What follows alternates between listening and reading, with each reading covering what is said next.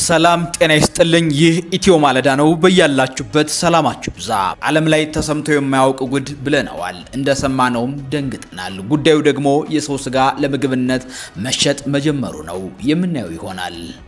በቤኒሻንጉል የኢድ ሶላት አልተሰገደም። በዓሉንም በሰላም ማክበር አልተቻለም። የአካባቢው መንግስትም ዝምታን መርጧል።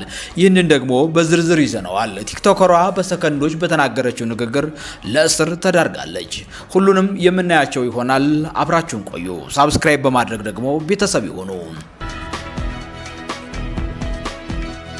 ዓለም ላይ ተሰምቶ የማያውቁ ጉድ ብለናል። እንደሰማነውም ደንግጠናል። ጉዳዩ ደግሞ የሰው ስጋ ለምግብነት መሸጥ መጀመሩ ነው። ታዲያ ሙሉ አካሉን እንደ በግ ነው የሚያርዱት የሚለው ደግሞ ሌላ ጥያቄ ነው። ነገሩ የሆነው በነግፍ አይፈሬ መንደር ነው። ስልጣኔ ያሰከራቸው ኩነኔና ኃጢአትን ፈጣሪን የረሱ በሀገረ እንግሊዝ ውስጥ ነው የሚገኘው። በአንድ ምግብ ማቀነባበሪያ ላይ የሰው ስጋ ለምግብነት ለገበያ ማቅረቡን ይፋ ያደረገው ደግሞ በዩቲዩብ ቻናሉ ነበር። ከሰዓታት በኋላም ዩቲዩብ ከገጹ ላይ ዘጋቢ ፊልሙን አወርዶታል። በዘጋቢ ፊልሙ ላይም ለምን እስካሁን የሰው ስጋ እንዳላመረቱ ሲጠየቁ እንግሊዝ ከአውሮፓ ህብረት ኤዩ እስክትወጣ እየጠበቅን ነበር ነው ሲሉ የተናገሩት። ይህ የሰው ስጋ የሚወሰደው ከዶኖሮች ከተለያዩ የአካላቸው ክፍል በኦፕራሲዮን ቆርጠው በመውሰድ እሱን በላቦራቶሪ በማባዛት ነው ለገበያ ያቀረቡት። የሰማነውን አያሳየን። ይህ በዚህ ይቆየን። ወደ ቀጣዩ እንለፍ።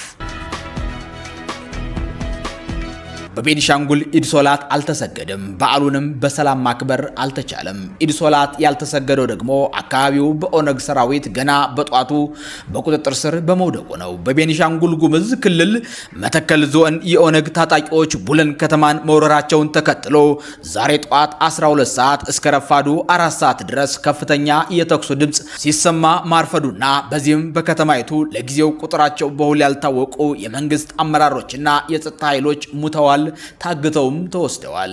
ንብረት ወድሟል። ባንኮችም ተዘርፈዋል። የባንክ ሰራተኞችም የእገታው ሰለባ ሆነዋል። ጥቃቱን የፈጸሙት የኦነግ ታጣቂዎች በቁጥር እስከ 400 ይሆናሉም ተብሏል። ከድርጊቱ በኋላ ከተማውን ጥለው ወጥተዋል። ይህንን ዜና እስካጠናቀርንበት ሰዓት ድረስ አስከሬኖችም እንዳልተነሱ አረጋግጠናል። የቡለን ከተማ ነዋሪዎች ከምንጊዜውም በላይ አይተን የማናውቀው ነገር ሲሉም ገልጸውታል። ታዲያ ይህ በእንዲህ እንዳለ ከሰሞኑ የቦሩ ዲሞክራሲያዊ ፓርቲ የመተከል ዞን ከቤኒሻንጉል ጉሙዝ ክልል ዋና ከተማ አሶሳ በጣም በብዙ ርቀት ስለሚገኝ በክልል መደራጀት አለበት በሚል ለሀገራዊ ምክክር ኮሚሽኑ አጀንዳ ማስገባቱም የሚታወስ ነው። ከዚህ ጉዳይ ጋር በተያያዘ የክልሉ መንግስት የህዝቦችን ደህንነት ማስጠበቅ ቢሳነውም እንኳን ከጉዳዩ ጋር በተያያዘ አስተያየት መስጠት አለመቻሉ ግርምትን ፈጥሯል። ምክንያቱም ይህ ችግር ከመፈጠሩ በፊት በቡለን ወረዳ የአካባቢው ነዋሪዎች በወረዳው ላይ ሰላም ጠፍቷል፣ የሚመለከተው አካል ምን እያደረገ ነው በሚል ከሰሞኑ የደረሱልን ድምፅ እያሰሙ እንደነበርም የሚታወቅ ነው።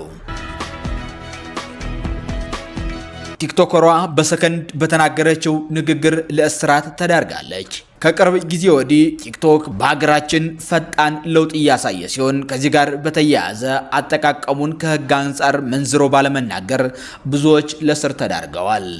በቲክቶክ ስሟ ጃኒ ከሰሞኑ በተናገረችው አጸያፊ ንግግር ምክንያት በህግ ቁጥጥር ስር ውላለች። ቲክቶከሯ ከ1 ሚሊዮን በላይ ተከታይ ያላት ስትሆን ንግግሩን ያደረገችው ላይቭ ላይ ሲሆን ንግግሩም እንዲህ የሚል ነበር። የድሬ ልጆች ለወሲብ ስጠይቃቸው ሽቲ ለብሼ ያየኸኝ ለምን ትጠይቀኛለህ ይላሉ ብላ በተናገረችው ንግግር ነው በህግ ቁጥጥር ስር የዋለችው። ብዙዎች በዚህ ንግግራቸው ሲበሳጩ፣ አንዳንዶች ደግሞ ከዚህ ባለፈ ቲክቶክ ላይ ዘር ተኮር ሃይማኖት ተኮር የሆነ ቀስቃሽ ንግግር እያደረጉ መንግስት ዝም የሚለውን ላስቅ ብላ የተናገረችን ቲክቶከር ለእስር ይዳርጋታል በሚልም ትችት እየሰነዘሩ ይገኛሉ።